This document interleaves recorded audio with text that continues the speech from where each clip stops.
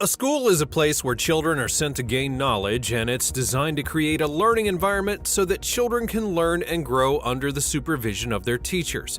But some schools are not like others. They're a bit more peculiar, and some may say weird and strange. Join us as we tell you about the top 15 craziest schools you never thought really existed. Number 15. Floating Schools of Bangladesh. Educators in Bangladesh have a problem. Not only do they face many of the same challenges as teachers in other resource-poor countries, funding constraints, outdated textbooks, overcrowded classrooms, but they also have to worry about monsoon rains. Flooding is so common in Bangladesh that students often can't even get to the classroom, and their life and studies are affected because of the flooding conditions in the country. Each year in Bangladesh, about 26,000 square kilometers, about 18% of the country, is flooded, which eliminates over 5,000 people and destroys more than 7 million homes. But children in some of the most flood-prone and low-lying parts of Bangladesh can attend school thanks to Shikatori, an innovative program that's run by the non-governmental organization BRAC. The northeastern regions of Bangladesh, where one-third of the country is located, are only 1 meter above sea level. During the monsoon season, these wetlands become large tracts of water that often remain flooded for around 7 or 8 months out of the year. And during this time of year, underprivileged children sometimes cannot get to regular schools because the roads leading to them are flooded out. However, there are some nonprofit organizations that have introduced boat schools as a way to bring the classroom to the children. These boats also serve as water buses that pick up students directly from their homes. The idea for the boat school came to Mohammad Rezwan, who's the founder and executive director of a certain organization, because of a childhood memory that he had. He grew up in a region that was prone to flooding and was only able to get to school during the monsoon season on a boat that his family owned. However, many of his childhood friends were not as fortunate. With aid from organizations like the Global Fund for Children and the Bill and Melinda Gates Foundation, the first boat school set sail in 2002. The number of primary school-going students in the country is over 9 million, while the total number of government and non-government primary schools is only about 110,000. The country's wetlands are home to about 20 million people, and it's an area where less than 1% of the population completes secondary school. BRAC, the largest NGO in Bangladesh, also began running boat schools in 2012 as part of its education project. Floating schools by charitable organizations have reached over 80,000 students since the program's inception, and BRAC's boats have reached 14,000 more. Both of these initiatives played a role in bringing up the level of school attendance. While these schools may not take place behind the four walls of a traditional classroom, students from these programs have proven to be as competitive as other students in the country. Some BRAC boats house mini libraries and science corners and feature laptops with an internet connection, while some other boats have rooftop solar panels that power the boat at night and allow working students to attend class. Boat schools have now been taken up by other developing countries such as the Philippines, Cambodia, Nigeria, Vietnam, and Zambia, and this is something that can definitely be called unique. Number 14. Witch School. Salem's reputation was formed due to its fear of witches, but now Salem is home to the active witch community, and there's a school in place called the Witch School. Witch School is a Wiccan school that offers both online and on-campus courses on 2 campuses in Chicago, Illinois, and Salem, Massachusetts, and it was founded by the Reverend Ed Hubbard. The website witchschool.com first went live in 2001, and it featured various classes on Wicca, paganism, and the divinatory arts. Since its launch, more than 240,000 students have registered with the platform. On November the 11th of 2005, Witch School began Magic TV, an online television station that's generated over 400 videos. Programming has included interviews with many major pagan personalities and has covered rituals which include the Animating Democracy ritual in Washington, D.C. to celebrate President Barack Obama's inauguration. Later in 2009, Witch School Live began as a daily radio program on Blog Talk Radio, and Witch School Live is no longer a current show, but it does sponsor the Pagans Tonight, a station on Blog Talk Radio. In 2003, when the campus was first built, residents of Hoopeston, Illinois, and its surrounding areas mobilized with protests and petitions in opposition to the school. But in the next couple of years, the public heat was brought down when the management closed the Illinois campus and moved all of its operations to Salem, Massachusetts. Despite the heavy criticism from Orthodox Christians, the school is still running successfully, where the students enroll in tier courses from across the world and learn about sorcery and divine arts. Number 13. Traballo Ya School. Schools are for providing education to young minds, but the type of education that this school in Spain is offering is definitely not a very common thing that's taught in school. Prostitution is legal in Spain, and about 400,000 men and women currently work in the field. This school is quite popular in teaching the art of prostitution to young men and women professionally. For a fee of £100, pupils at Traballo Ya in Valencia are offered a basic course in professional prostitution with maximum discretion. Their syllabus includes the history of prostitution, an introduction to toys and the Kama Sutra positions, and the business tactics to deal with the clients. Their training sessions are for a week, and they provide a theory with practical classes. As Spain's first prostitution school, Traballo Ya faced a legal challenge from campaigners that sought to close it amidst growing public intolerance towards the world's oldest profession. But this school is still functioning today, and seniors and experts are teaching students from the history and methods to the actions of seduction and fornication. Number 12. Brooklyn Free School. As the name would suggest, Free School, located in Brooklyn in the United States, was founded in 2004. This school does not have a set curriculum or any kind of rules for the students. The idea behind the school is to allow the children to simply find their own way. Students can decide on what they want to learn and which classes they would like to join, and if they're not interested in sitting in the classes, they can simply stay home. The school follows the non-coercive philosophy of the late 1960s and 70s free school movement, which encourages self-directed learning and protects children's freedom of activity. There are no grades, no tests or homework, and classes are non-compulsory. Students participate in the design of classes and in the school's governance, which is done at a weekly democratic meeting. Staff and students all have equal votes, and students are not even required to pay attention. Meeting topics range from disciplinary grievances to admissions to even computer use. A meeting chair is chosen at the beginning of the meeting, and the floor is then opened up for propositions. Anyone who wishes to discuss a school issue can call school-wide meetings. The school is funded through a sliding scale tuition, grants, and donations, and in 2012, Lucas Kavner of the Huffington Post called the Brooklyn Free School arguably New York's most radical center of learning. Due to the lack of certain regulatory structures, the school has been criticized heavily, and critics contend that the school's environment does not prepare students for real life and that students from families cannot hire tutors and have to suffer disproportionately. Although there has been a lot of criticism on the school, it's still gaining popularity and even inspired the Manhattan Free School, which was founded in 2008. Number 11. Dongzong Cave School. This school is a one-of-a-kind place where students are taught inside of a cave. Situated in a small place called Mayo Village in Ziyun County, China, the Dongzong Cave has been a place of learning since 1984. With little to no support available from the government, these people have decided to take education into their own hands. Lacking resources to build, they simply decided to make one cave into an elementary school, aptly naming it Mid-Cave Primary School, and the people in the southern part of this place opened Mid-Cave Elementary to cater to its children, and at its peak employed 8 teachers who taught 186 students who would otherwise have no education. This is an aircraft hangar-sized natural cave that's carved out of the mountainside by water, wind, and seismic shifts. The buildings inside don't need a roof because the cave protects them. With several rock strata on the walls, the cave school was perfect for studying geology, and it had all of the best choirs in the area because the acoustics were perfect for singing.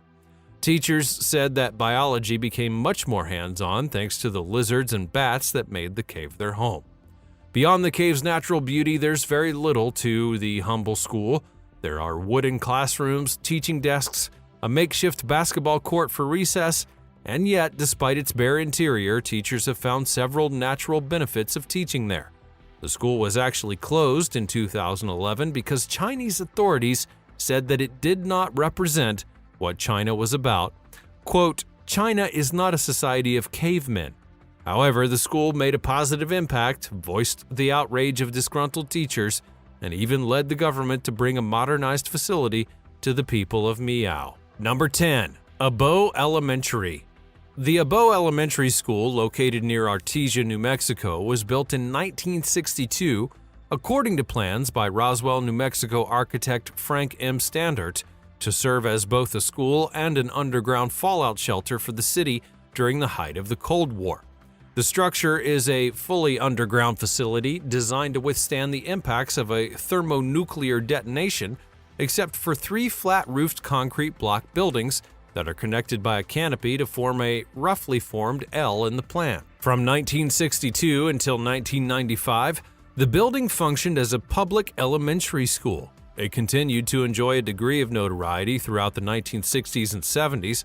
Various educational experts visited the school during the 60s, which included the noted St. Louis researcher Frank Lutz, who concluded that students at the subterranean school performed as well academically as their counterparts in above-ground schools.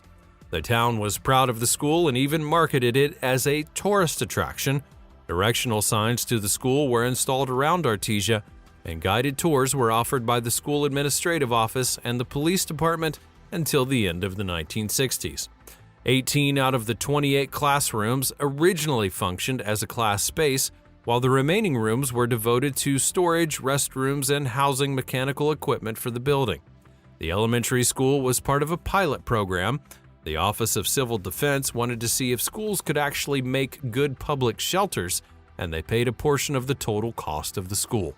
Then, in 1995, the maintenance of the place would shut down due to higher expenditures, and now uses as any regular old school.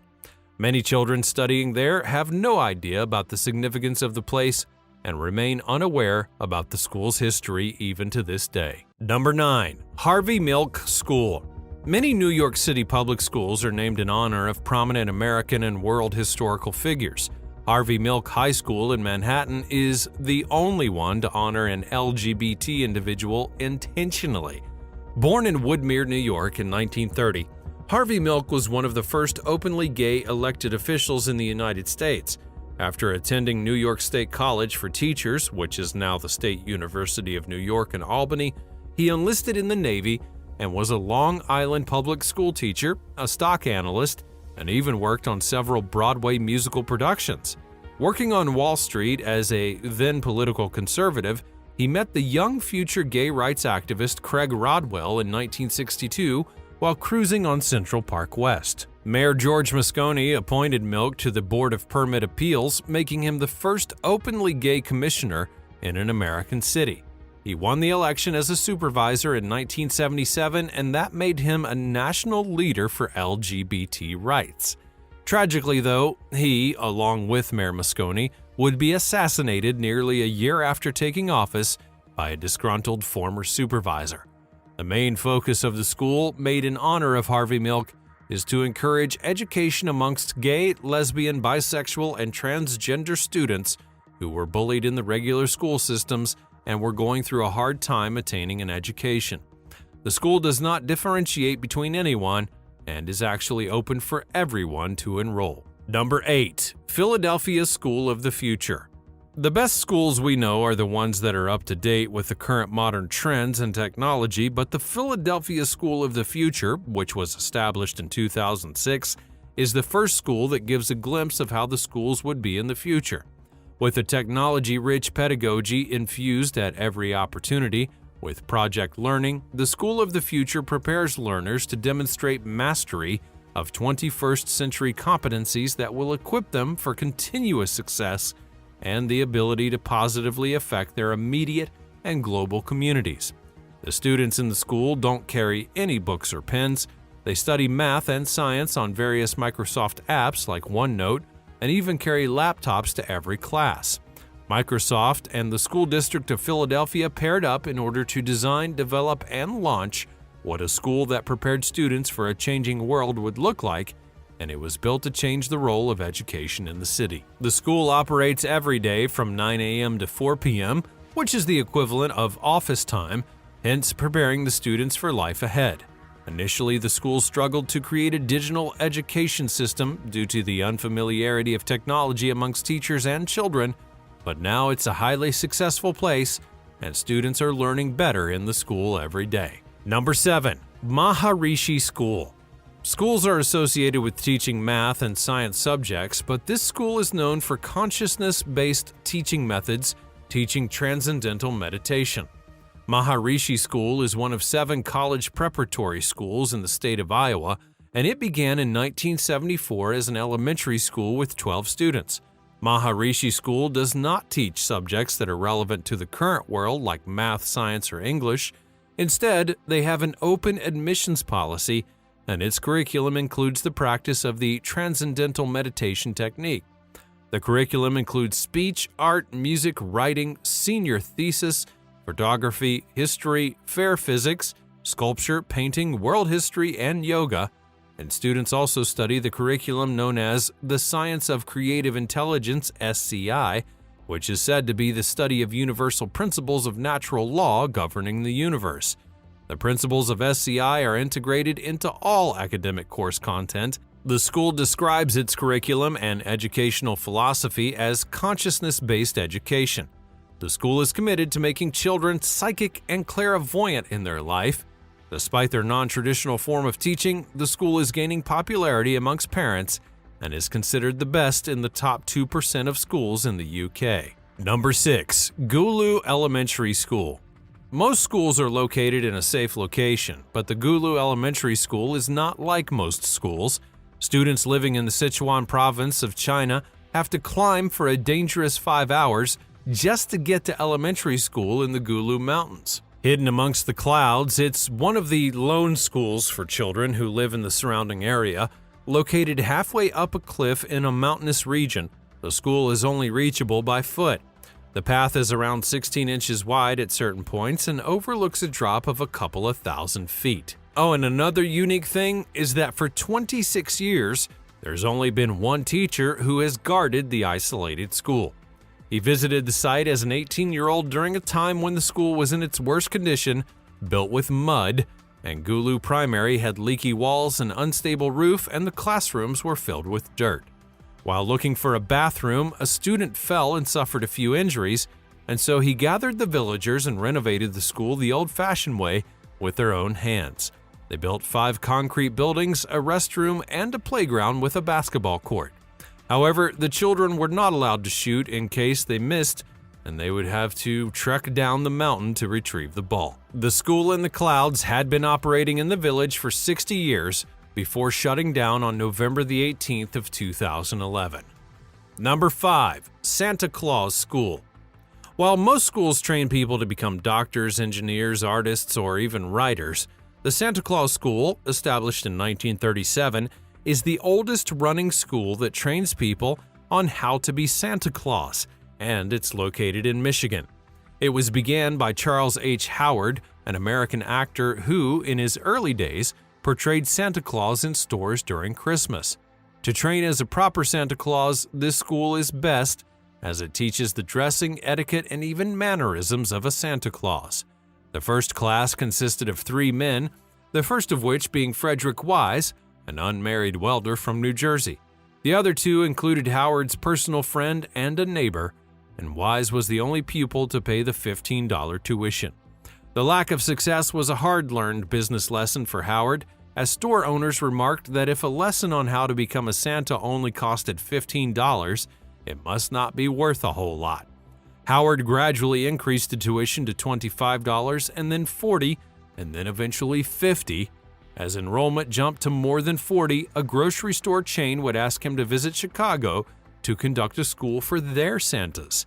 Howard was truly dedicated to being Santa Claus, and that dedication held up until his passing in 1966. Christmas Park, which had attracted 80,000 visitors annually at its peak, closed down, and his Santa Claus School was then moved to Midland, Michigan.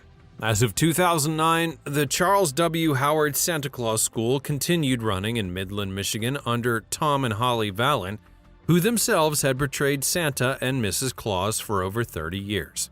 An attraction called Santa House is near the school and is themed as Santa's Workshop. Number 4. Forest Kindergarten.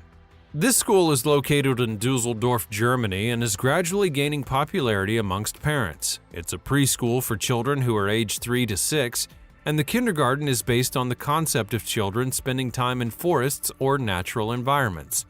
Instead of toys and gadgets, children are encouraged to play, explore, and learn in a forest environment, whatever the weather may be. Adult supervision is meant to assist rather than to lead, and in German it's known as Waldkindergarten, which means outdoor nursery or nature kindergarten. The Forest Kindergarten was developed to connect young children, staff, and parents with their natural heritage, and is definitely a unique environment for young minds. In many U.S. preschools, outdoor time and authentic play are being replaced by an intense emphasis on learning letters and numbers in a very formal and structured, teacher-directed manner. However, current research would indicate that these early academic programs may actually be detrimental to a child's later academic success. When the teachers arrive at Forest Kindergarten, they have no set agenda or schedule for the children to follow for the day. The children's play and interests guide their education, and it's a very fun learning experience. Number 3. Spouse Hunting School, Japan. This school in Japan offers various classes for wannabe brides and grooms at a time when many people in Japan are either shunning the institution of marriage or finding it very difficult to hook up with a partner. The school, open to men and women, teaches students how to talk, walk, and present themselves in an elegant manner in order to capture the hearts and minds of prospective partners and their parents, who are often a major obstacle to a successful union. Many women in Japan are single in their 20s and 30s, and previously marriages were easier due to parents' involvement, but with the rising demand for the perfect partner and higher expectations, women cannot find a suitable match. The school teaches women to set their priorities right and how to connect with their husband and their families. The average age of women attending the classes is in the 30s, but the school began with 30 female students. An almost equal number of males then signed up, but those who actually turned up to class were much fewer than their female counterparts. With women wielding increased economic clout and changing social attitudes towards marriage, more Japanese in their 20s and 30s are single than ever before, and this school is working to hone their husband hunting skills so that they can find a partner and settle down. Number 2. Train Platform School. The children begging at the train stations is a painful sight, knowing that if they provide the education, their whole life could be changed for the better. With this idea, a teacher from Orissa started the Rushiki School social services organization in order to teach these children on the train platform, since it's difficult for them to come to the school in a different place. A woman by the name of Miss Karana founded and taught at a primary school in the North Indian city of Orissa, and on her daily train trips to work, she saw many poor children on the railroad platform who lacked the opportunities enjoyed by her students. Through these experiences, she was inspired to directly begin schools on railway platforms to reach these impoverished but noble souls. Her local railway station platform would be where she would begin her efforts, using songs, dancing, games, and other methods in order to entice the children to learn. The children are taught through poems, puppetry, songs, and drama, and they can join and leave the classes as per their convenience. More than 4,000 children have benefited from Train Platform School, and RSSO also provides food and medication to the children along with their families. Ms. Karana has been given many awards for her efforts and is indeed working for the betterment of society. Number 1. Gupton Jones College of Funeral Services. This school is exactly what it sounds like, a college that caters to those students who wish to have a career in the funeral business. They do take basic core classes such as math and history, but all specialized courses revolve around the end-of-life services, from principles of embalming to mortuary law and ethics. And while some might joke about such a thing, These people are dedicating their lives to helping others deal with one of the most difficult things that we all experience, the passing of a loved one. The school would be founded by L.A. Gupton in Nashville, Tennessee, to teach the art and science of funeral direction and embalming. In the beginning, the school had 2 faculty members to teach the young men and women in the South the courses in mortuary science. Over these many years, the faculty and facilities have increased, with many practicing professional morticians in the South and Southeast today being alumni of this historic institution. However, it should not be surprising that the school exists, as there are actually many schools of this nature in the United States and the world today.